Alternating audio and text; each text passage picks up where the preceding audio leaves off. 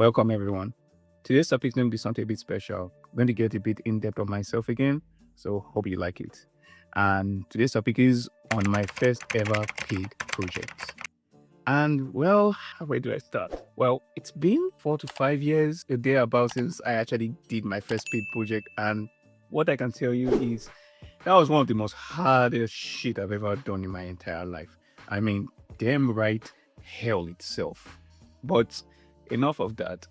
Before I even go into it, we always have to start with a good old backstory. Drum roll, please. Here we go.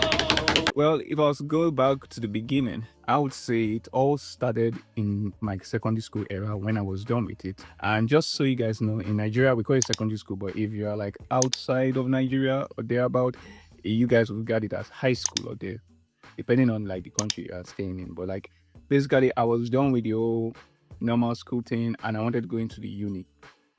And let's just say there's that thing when you are done with school and like you have things planned out normally. You have your what you want to be in the future or thereabout, and you feel like the world is very straightforward. You go into university, you get a job, and then you marry. Like the whole basic fun flow. We all know it. We all like it, and we then realize to ourselves that shit ain't like that. And as always, it happened to me too. I was mostly centered on the fact that when I was done, I was going to go into uni and the likes. But when I left secondary school, I realized two things. The first was that the world is way bigger than you may ever think. That's one thing. It is way bigger. There are so many diversities with people, with culture, with things that you will feel like I have really been in a small house. It's kind of imagining you being on Earth and then you realize that there are 9 planets and there's a whole universe. And you're like, what the hell have I been doing with all my life? And I've been thinking to myself that this is all that is there. That's how it felt. So yes, and the fact that it was also unpredictable. So, like really, you don't really know what's going to happen. The second thing is Money. money. Wait. It's so funny to think that every single time that I talk about money, this chat, people will be thinking that, oh my god, bro, it's literally money. Congratulations, Mr. Krabs. Hello, I like money. But no, I mean literally, you need money. I mean, I'm talking about when you are done with it, like school, like fundings and everything. Like it's way more than you can take. Don't think your parents is only what to give you your funding. You actually do need to make your own money. So yes, that was there, and yeah, they not just money but also purpose.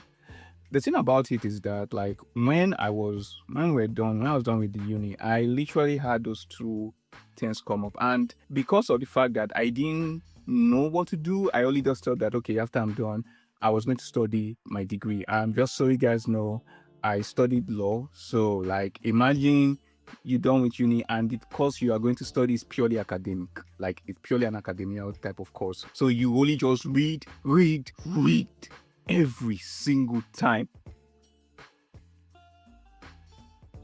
And also, obviously, it's more than that. There's also executing, reinterpreting what you can, arguing, and everything in legal sense.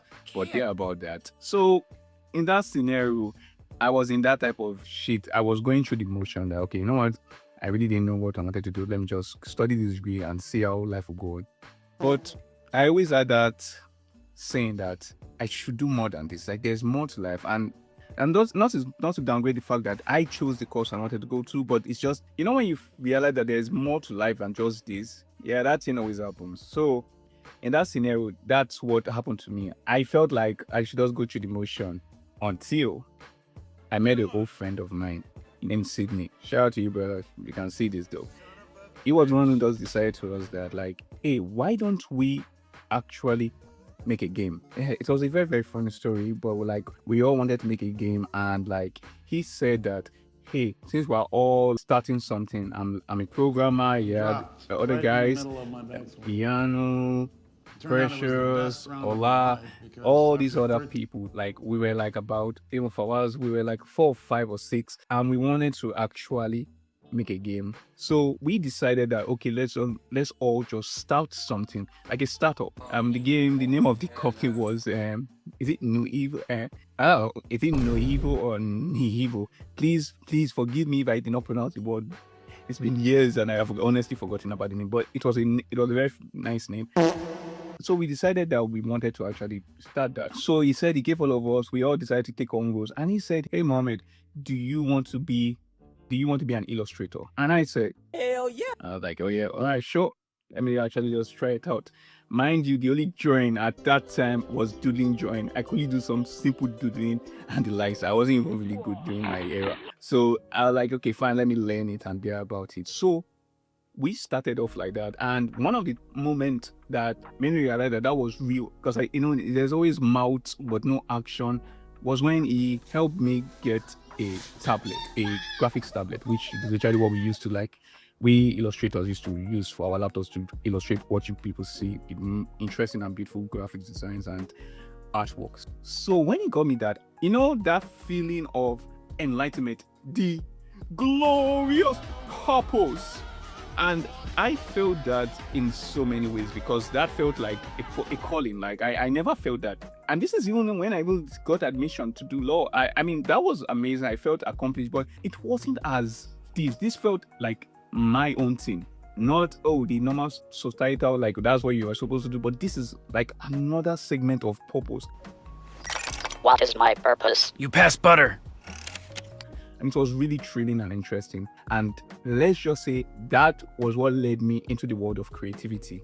And yeah, I would say to you that was a really special moment. And if you guys could go on my, if you follow me on my IG or my TikTok or thereabout, you would see my first ever upload back then in 2019 or 20, thereabout. You would see it and you'll be like, oh shit, that was my first ever work. And really, that felt really fulfilling and accomplishing for me. And because of that, I kept building, making. I built this shit.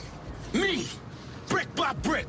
The point where I actually started enjoying the thrill of it.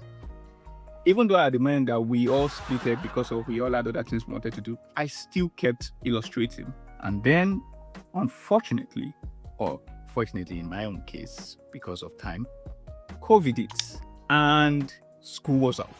So this allowed me to now 100% venture into that. And let's just say that's now what led me into motion graphics.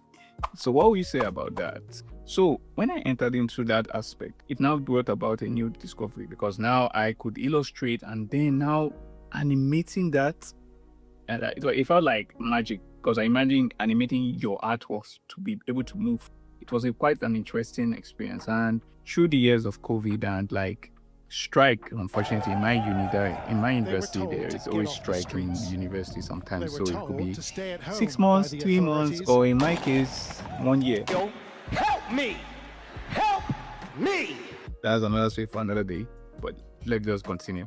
So after which, and when I went into motion graphics and thereabout, I got good into those two aspects, and I now started furthering myself into different and doing album arts and thereabout. And I guess the person that took notice of that, or at least the people that took notice of that, were my brothers. And that was when they gave me the opportunity to actually go into my first gig. So yes, if you wanted to know where did I get my first official gig, it was through my brothers. And because of the fact that they were managing on artists and thereabout, they told me to actually do a cover art for an artist named Tegastar. And let's say that I did two of his artwork. The first one was the EP he did with Mr. Easy called French Kiss. I was the one who did that artwork. And the second one was Asteri, which was his main official EP. So the first one, which was the one featuring Mr. Easy, well, that one was refreshing. I mean, it was very hard. It was hell, but I mean, I did various album arts before, and at least fan cover arts before. So I was like, man, it's okay. I can at least do that. And obviously, it was a huge opportunity, because I was like, wow, not only am I not doing a cover art for an artist, I'm also doing it for an established artist as well, which was Mr. Easy, because Tega or the other was still upcoming and it was already blowing. But then there was now Mr. Easy, and it was mind-blowing for me. And the second one, which was his EP. Well, let's just say if hell came to earth I'm technically going to be in the topmost part of it because god damn, that shit was hell. Oh wow, that was one of the most painful experience I've ever done. So why do I say it was painful but as well as thrilling? I did his cover art, but I also did a 2D animation of one of his EP, one of his songs, and I also did this lyric video. So I did 3 different type of content, which was basically I was in charge of his entire project in terms of the creative side, aside from marketing and everything, but like the visualization from the cover art to the animation to the lyric videos, I was the one who did everything. Imagine somebody that he just like it was just upcoming a bit, like just learned illustration and was still getting into motion graphics. They gave you a huge role to do this large amount of projects, and I'm like, as a creative, or at least all that we don't know how it is, we always lie. Because I told them that don't worry about how hard can it be. That shit was hard. So I had to look up 25 to 40 references in order to understand how to even get this. And one thing I always say to myself, if any work I want to do, is that if I'm going to do this, I need to also know that can I also replicate it again and again, not just like it's a one hit wonder type of thing. I need to know if I can do this. So learning that with a limited time, because obviously it won't be an interesting story if you don't have like the least amount of time for you to finish the project. Giving you less than a week or 4 days to finish it, then you still need to do the animation. It was crazy. I think they gave me a month to do everything, but I digress. So I had to learn that, and also even learn a bit of human anatomy. I'm not perfect, but imagine that point. You had to learn everything. You had to know that if this is good or if this is not good. It was really a lot. But I stumbled, I came back up, and I prevailed for that. So that was for the cover art. Hell enough. I think that's bad. Then let's move over to the animation. The Sake of Love animation. That was the most alien experience I ever had. And yes, I'm using big grammar, even though there's no big grammar. The reason why I said that, because I had never done a frame-by-frame animation. Remember I told you it was just purely motion graphics and just 2D outside it. So the synopsis was based upon the police brutality on Nigerian citizens during October 2020, due to the fact that the high rate of how the police have been affecting or more or less causing so many harms to the Nigerian cities. There was a protest. And because of that protest, the government unfortunately sent in police or a large amount of the armed forces to go and stop that protest. But because of the fact that it was in the night and it was during the curfew, it was now used as a means of an excuse to actually now engage in more harmful manner, which led to the death of some Nigerian citizens. And till this day, we still oppose of that particular action where the Nigerian government failed people. So that was what the Sake of Love animation was based upon, on the fact that Tega, who was the artist, went to go and protest to fight for the rights of Nigerians, to actually say this isn't right, was killed in that particular animation. And his wife now had to continue as the cycle of even though in grievance we should not stop fighting for the rights of our people. So that was the whole synopsis of it. And yeah, it was a really, as much as all this stuff is all lightheaded and everything, it was, that animation was also very, very powerful. And I would say honored to actually at least be part of that, to actually animate that. Now, the lyric video part.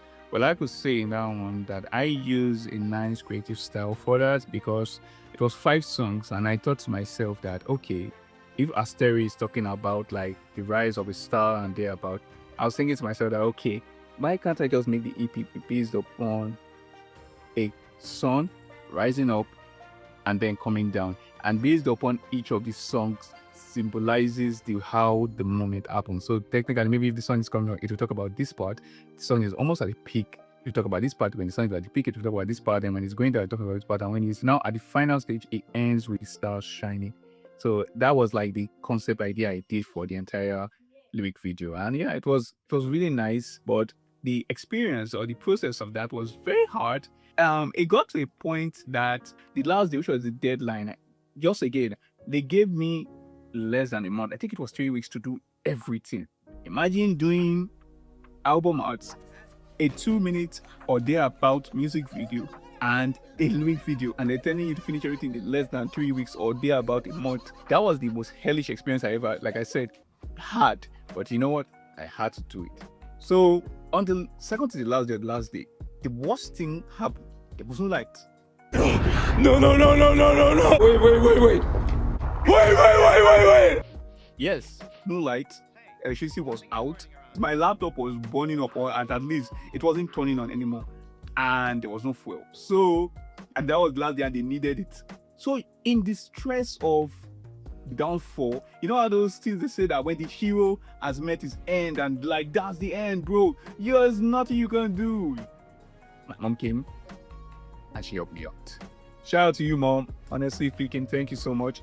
She just told me that, hey, yeah, here's some cash, go buy fuel, come back on the gen and literally start working on this particular project. Because technically what happened was that since there wasn't light, I couldn't even tell if maybe the laptop was like gone, because when I switched the laptop on, it just went off immediately, like in terms of, so I didn't even know if like maybe the thing had actually like gone or it wasn't. So I was really very negative and there about, but she just told me, I went to go and buy the fuel, I poured it on the generator, and then I went upstairs, literally turned the laptop on, and my heart was beating because they needed it. My brothers were already like about to publish it, and they wanted to start marketing and everything, and they needed that lyric video. I'd already submitted the album art and the EP, but they needed the lyric video as well because they said they were going to submit everything at a go. So I was like, if I don't do this thing, I would have fucked them up, or at least messed them up. So it was really a very emotional and yet dread-liking manner. I was burnt out. I hadn't slept for days, and I was really on the brink of actually crashing. So gen was on, the laptop miraculously actually on, and I just started, and after painstaking and everything, I was actually able to finish it. It was very, very thrilling, and like I said, a lot of emotions were put in there. I actually never thought I wasn't going to even finish it, but I did, and till now I still look at that as one of my greatest accomplishments. I know people will say that like, oh, maybe I've done many other jobs, I know that like were bigger, badder and thereby, but this job that I did, my first gig, was like not only one of the most proudest moments I ever had in my life, but also the hardest moment I had. And for the fact that I was able to accomplish it, it really meant a lot. That's why he's the GOAT! The GOAT!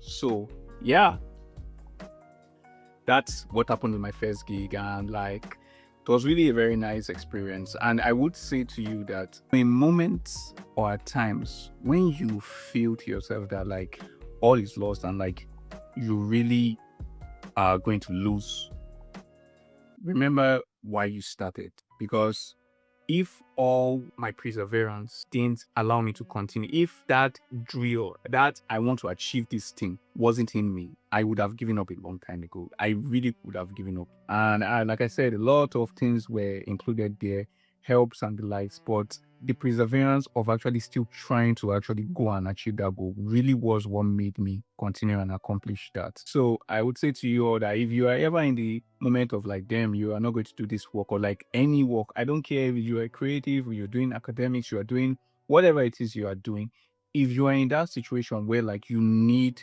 to actually achieve this goal, remember the reason why you started and don't give up.